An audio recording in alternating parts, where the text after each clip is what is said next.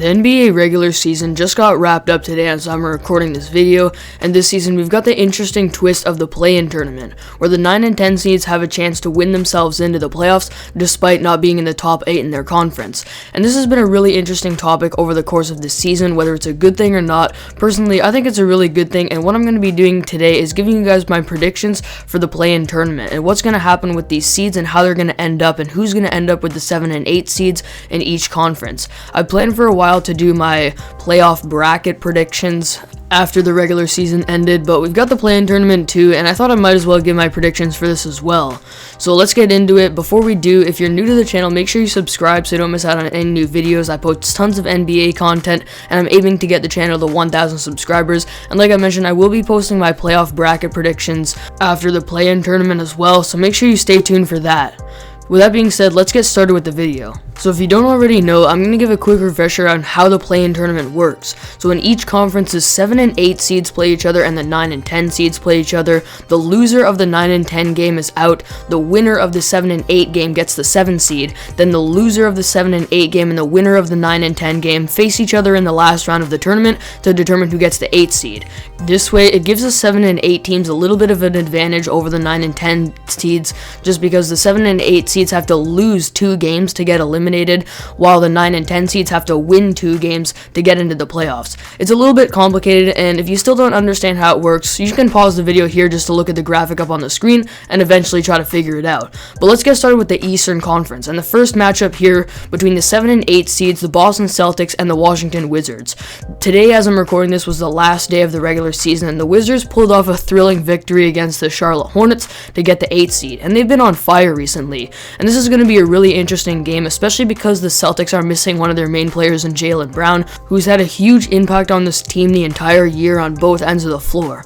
But ultimately, I'm still going to go with the Boston Celtics in this one, and it's going to be really close, but a couple of reasons. Marcus Smart is going to be matched up against Bradley Beal, who's the main Wizards scorer, and he's going to be matched up in a lot of ISO situations against one of the best defenders in the league in Marcus Smart, and Bradley Beal's also playing injured. And then we know that Russell Westbrook's main tactic when it comes to scoring is scoring around the rim, but he's going to be going up against really elite rim protectors like Robert Williams and Tristan Thompson, who both of which I think are underrated players who really do a great job of protecting the rim.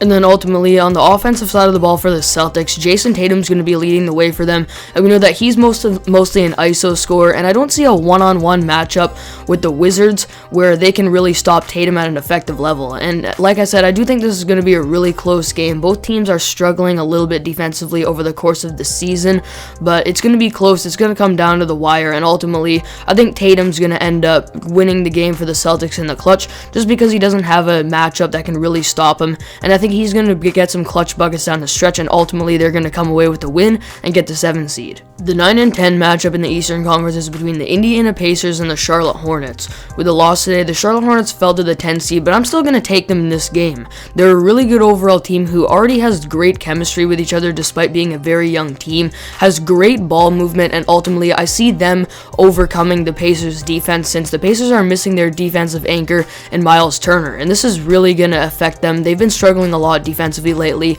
and against an offense like the Hornets, which has a lot of great passers, high IQ players, and guys that ultimately do what's best for the team, it's going to be a struggle for the Pacers to keep up with this offense. And then on the other side of the floor, the Pacers' main weapons when it comes to scoring this game are going to be Domantas Sabonis and Caris LeVert, and the Hornets have 2 guys that can match up pretty well against them in Miles Bridges and PJ Washington. They can match up with either one of them, and ultimately, I don't think Sabonis and LeVert are going to be able to carry their teams on the offensive side of the floor over the Charlotte Hornets to win this game, especially because the Pacers are also missing Malcolm Brogdon and, like I mentioned, Miles Turner. So injuries came at the worst time for the Pacers, losing the guy that runs their defense in Turner and the guy that runs their offense in Malcolm Brogdon. But ultimately, I do still think that even if these teams were fully healthy, I would take the Hornets just because they're such a good overall team that has very good depth and play with each other very well on both ends of the floor. So ultimately, this would set up a matchup of the Hornets versus the Wizards to battle for the 8 8 seed, a rematch of the last regular season game that I watched today. It was really interesting to watch, and ultimately I am going to take the Wizards in this one again. I think down the stretch in the game, the experience of stars like Russell Westbrook and Bradley Beal are going to get them the W here, and I think seeing Bradley Beal and Russell Westbrook hit shots down the stretch is much more likely than guys like Terry Rozier and LaMelo Ball hitting shots down the stretch. So I'm going to go with the Wizards in this one, and I also think that they could exploit matchups just like they did in the game that I watched today, down low with their big men like Robin Lopez and Daniel Gafford, since they're very traditional centers that like to play bully ball and score near the rim, and the Hornets don't have that elite interior defender and rim protector, so they're going to get a lot of buckets there, and ultimately, like I mentioned, it's going to be a close game. The Hornets are a very good overall team with great ball movement and ultimately great shooting as well, and they could use their zone defense a lot to try to disrupt the Wizards offense, but ultimately this is going to be a really close game, and down the stretch I see the Wizards getting it done because of Russ and Beal being more experienced players that have a better chance of performing in the clutch. So now let's move on to the Western Conference, and the West Play-In Tournament is going to be really interesting because we have a 7 and 8 matchup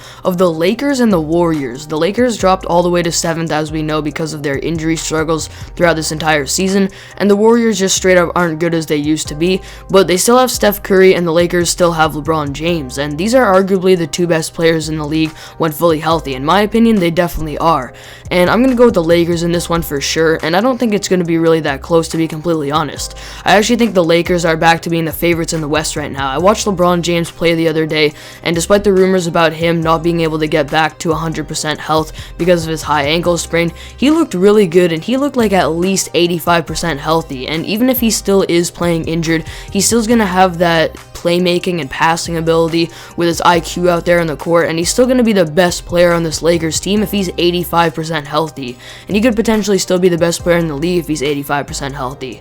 And I think they're going to beat the Warriors just because they're the way better overall team with way better defense. And unfortunately, Steph Curry trying to do all the work like he usually does on offense isn't going to work against the Lakers defense. And I'm going to go with the Lakers in this one because they have the best duo in the league, and overall I just think they're a lot better. For the 9 and 10 seed matchup in the Western Conference, we've got the Memphis Grizzlies and the San Antonio Spurs. And this is again going to be a really interesting one. Two teams with really good defenses and very young teams that are up and coming and still developing.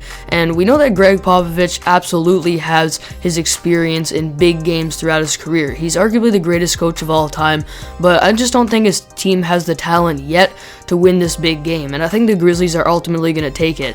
I think the Grizzlies are a little bit better defensively. They have a defensive anchor in Jonas Valanciunas, who's having a career year on both ends, especially defensively, and also very effective and versatile defenders like Dillon Brooks, Kyle Anderson, Jaren Jackson Jr. especially, who's probably the best defensive player on this team, and also Brandon Clark, who's also very versatile and can defend the perimeter.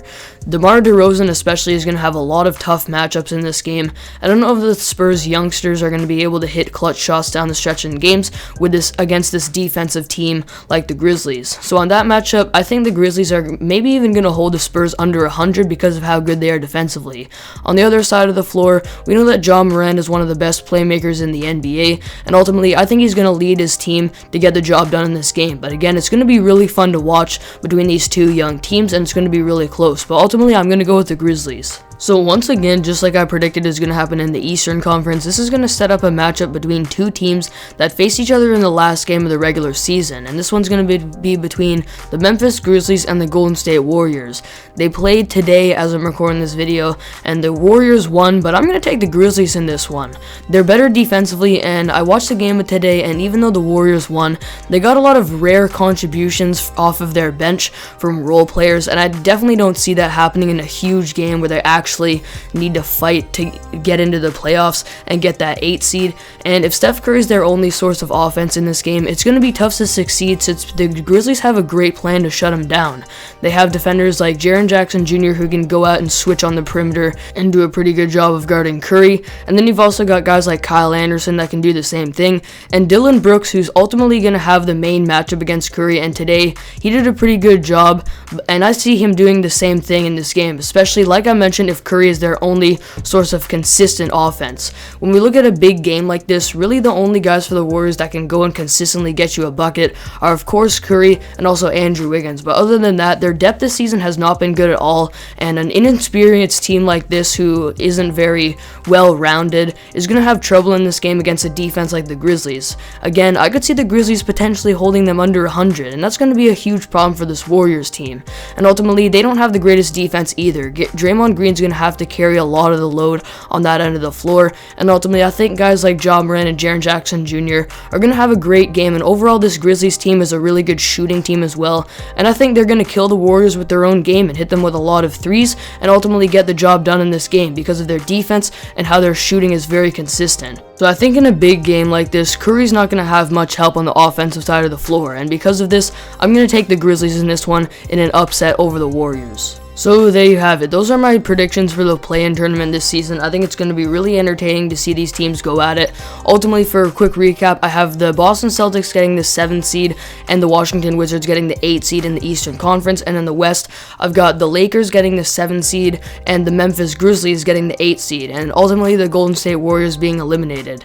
So those are my predictions with the play-in tournament. As I mentioned, make sure you stay tuned for my actual playoff predictions as well. I have a few hot takes that you guys are going to want to stick around and see. And as for this video, comment down below your thoughts and what you think is going to happen in the play-in tournament, and I'll see you all next video.